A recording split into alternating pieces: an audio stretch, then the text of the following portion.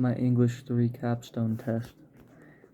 This writing prompt gives you an opportunity to show efficiently you can read and comprehend a complex text. I say, let's just start off by talking about the question that has been asked for me to answer. Write an essay. Period. Not only can I understand the prompt, I can interpret the text in my own words, looking at each perspective I was asked to write from. In turn, limits what it is I can say because I must play the game they have set in front of me. It's my hook. My background info is far wiser than most can comprehend. Not only can I see the game, I know how to play the game and win. So with that knowledge, I see your story from a perspective. Or I'll see this story from your perspective, not mine. Sorry.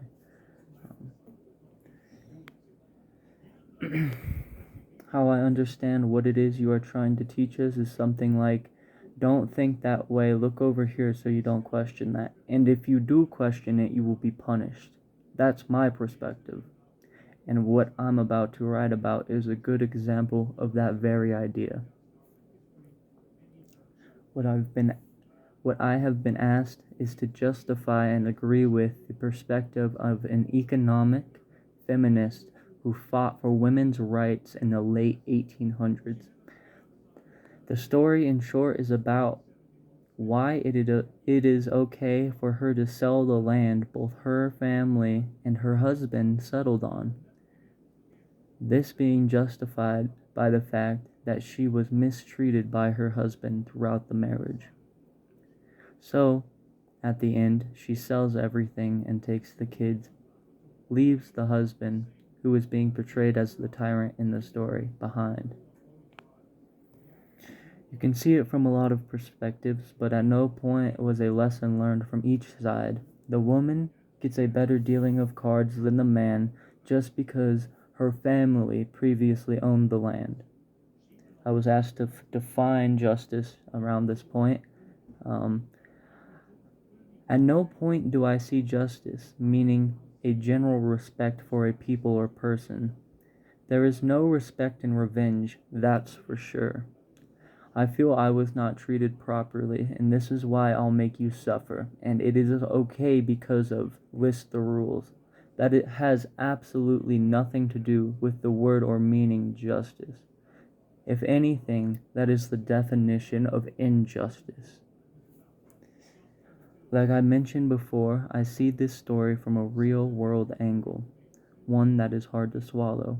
It is clearly a story of revenge because from what I understand from the story is that if the husband was not the bad tyrant, then he would have been treated fairly. Which you can say is fair, or you can say both sides are playing for power. Who controls who? What is the lesson that is being portrayed in this story? To play for power and win? What a horrible thing to teach someone that has never built a family, nor gone through an experience of that caliber. I really think these people need to wake up. I really think these people need a real wake-up call. I'll be one of those people that truly holds the real tyrants accountable. I'll show these people what it means to be woke. Then, at the end of the story, they just put in an excuse for her actions, so you don't question what it is she did. Like, come on, at least construct a story with morals you can understand. She left him a letter, however, in which it was set forth that if he gave up drinking and became a self-supporting citizen, that she would gladly receive him on her own terms. Whatever that means, right? Sounds a lot like a narcissist to me. Change the way you are because I said it was not okay. How about you fuck off, you snake? And I said that. How about fuck off, you snake? Blunt. You gotta be blunt. P.S. The husband could not give up drinking because he has no support from the family, no model of support, and will be stuck in hell because his family left him, right? If you would like me to rewrite this passage, I would say, don't be the tyrant. Don't make me think the way you see fit, because that is evil. So, yeah. Thank you.